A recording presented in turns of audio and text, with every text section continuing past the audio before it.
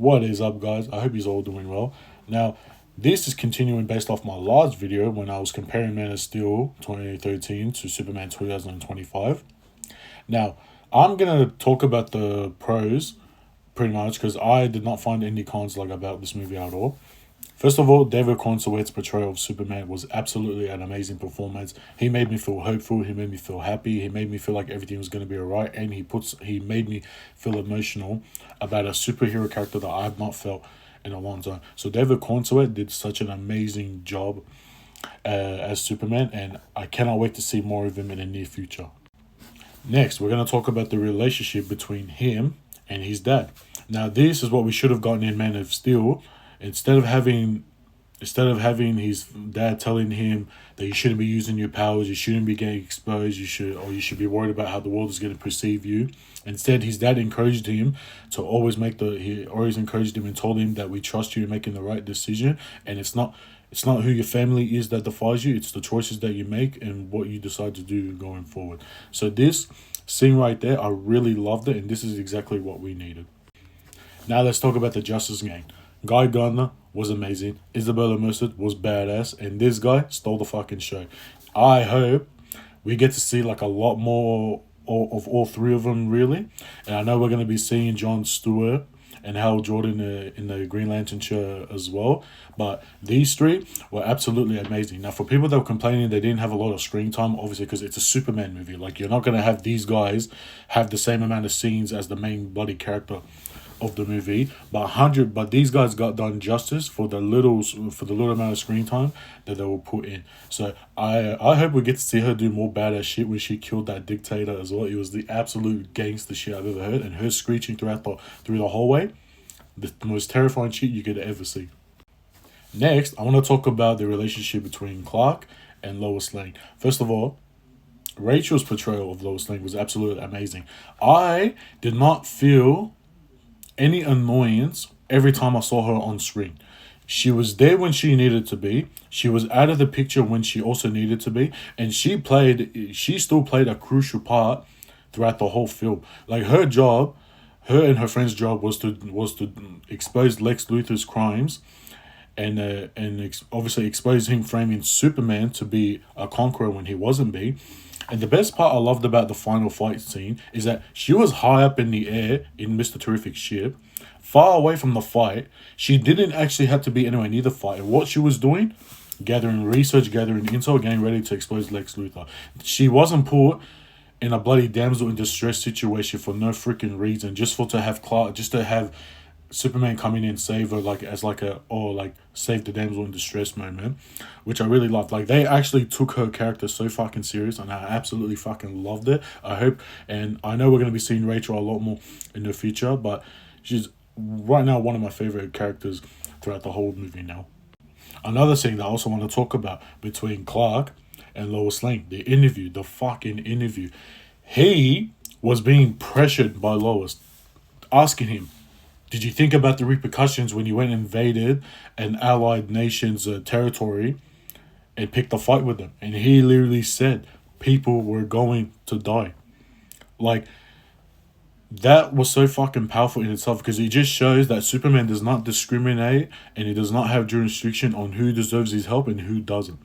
And this is what I fucking love. And towards the end of the movie, where Superman could not reach the country because he was dealing with a problem in Metropolis from splitting in bloody half, the Justice Gang shows up and helps out, but that kid that still held his sign, he was calling out Superman's name, that's the fucking Superman that you need, that screams out hope, that people still call to him for help. And this was during the time when he got framed. These people could have turned their backs on him for all I care, you know what I mean? But they still believed in him to be the good superhero, because at the start of the movie, even though it happened off screen, he saved them in the first place as well. So this scene in itself was absolutely fucking amazing. It was just done so right. Now, I spoke about this scene in the Man of Steel movie. What's the difference between this scene and this scene here? Many people fucking died there. Not a single casualty in this scene at all.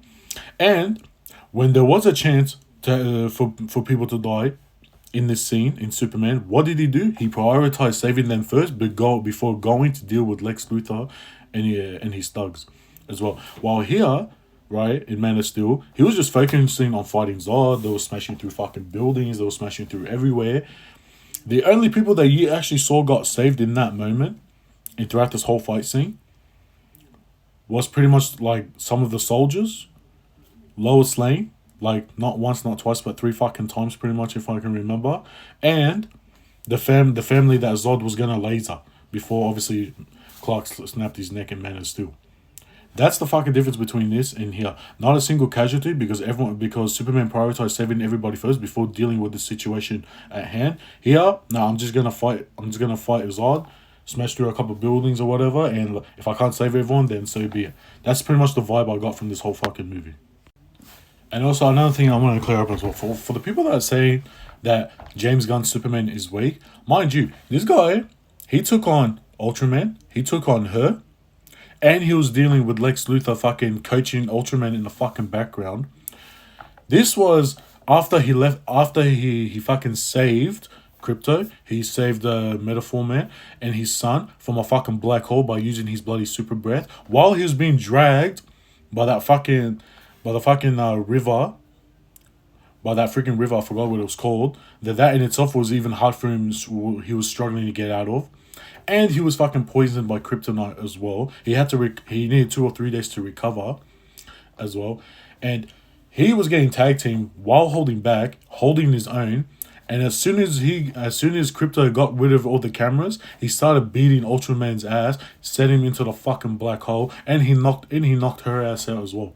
By flying all the way from the sky and down, boom, knocking her out. So I don't know why you guys are saying he's weak when he's clearly showing that he's holding back.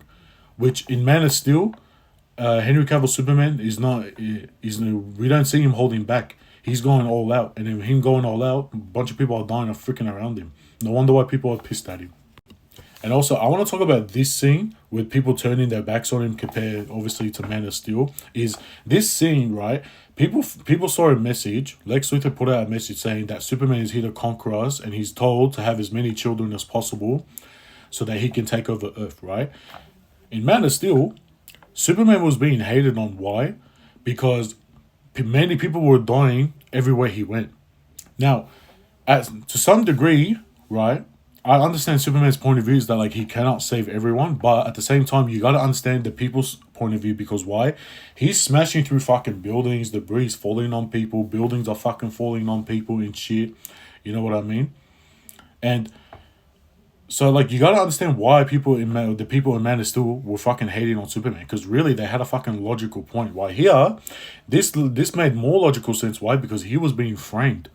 People were being told by respected sources, respected scientists, and by Lex Luthor, right, one of the smartest minds in the DC universe, and a billionaire, being told that he's here to conquer Earth. So this made sense why people would turn on him because don't forget he's only been Superman for 3 years. So there's not a lot of people that will still be trusting him compared to the few people that have had interactions with him, right?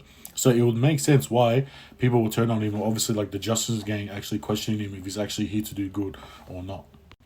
Yeah, anyway, guys, so like that's pretty much my rant on the new Superman movie. Overall, guys, this movie, in my opinion, is a 10 out of 10. It did everything right for whatever I wanted to see in a Superman movie. So at the end of the day, we need to stop doing comparisons, right? Man of Steel was a movie for a different time, for a different tone, for different people. This movie was meant for die-hard comic book fans, and just overall like Superman fans.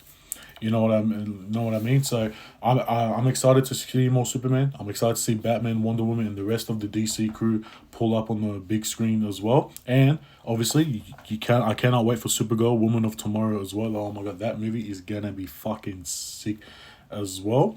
And thank you so much for listening, guys. Don't forget to drop your thoughts in the comment section below. Like and subscribe to the YouTube channel if you have not.